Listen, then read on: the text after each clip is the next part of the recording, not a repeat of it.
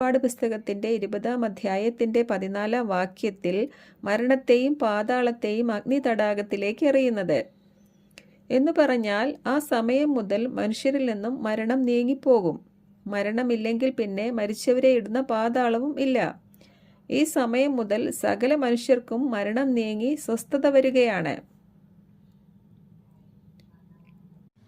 വെളിപ്പാട് പുസ്തകത്തിൻ്റെ 1-ാം അധ്യായത്തിൽ തന്നെ യേശുക്രിസ്തു യോഹന്നാനോട് പറയുന്നത്, ഞാൻ മരിച്ചവനായിരുന്നു, എന്നാൽ ഇതാ എന്നേക്കും ജീവിച്ചിരിക്കുന്നു. മരണത്തിൻ്റെയും പാതാളത്തിൻ്റെയും താക്കോലുകൾ എൻ്റെ കൈവശമുണ്ട്.